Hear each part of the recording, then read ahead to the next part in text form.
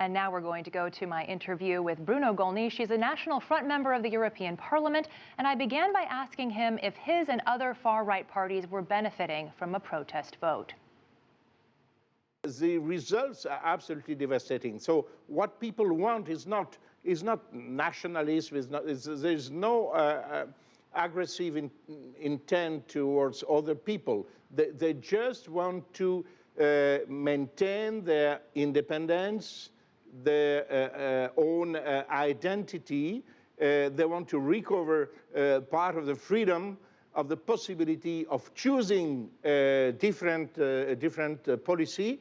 People are not against cooperation with other European nations. Let me interrupt you for a moment, Mr. Gollnisch, and ask you, though, how are you going to make that happen? Your party is one of many, even though it's made considerable gains, and you really will have to join with other parties, far-right parties in the European Parliament, in some sort of umbrella organization. What is the likelihood, given, for example, the British concern of the Independent Party about Front National being anti-Semitic? Yes, I believe that the leader, Mr. Farage, believes too much in what is written against us in hostile British newspapers. You know, this is a part of demonization. Demonization doesn't work anymore in domestic policy. What you could, but still, it has some effect abroad because people have no possibility to compare and to understand and to realize what the truth is. In fact, we are not at all anti-Semite. There are many Jews in our staff or even as elected members.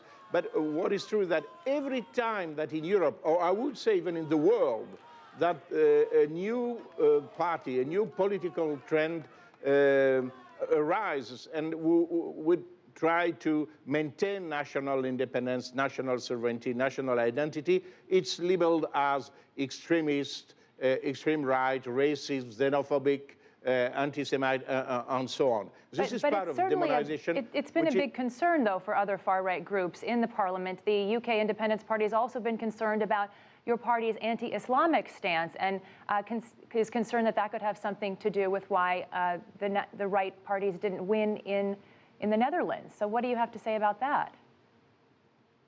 No, there are many so-called Eurosceptics, that is people who now do share our analysis, came to understand that Jean-Marie Le Pen was true. And there are many of these people within Europe and even outside Europe, if I may say so, even in African and Asian leaders or American leaders, some of them do share our views now, and obviously we are cooperating with these people. We just want to get to the point about the euro. Your party wants to abolish the euro. Your party has described it as an economic aberration, but a recent poll recently suggested that 60%, 2 out of 3, of the French people want to keep the single currency. So how do you plan to move forward, and are you out of touch with the voters on this issue? Well, in many cases, we went forward, and the voters came to understand our position, and at the end did share our views. The result proved.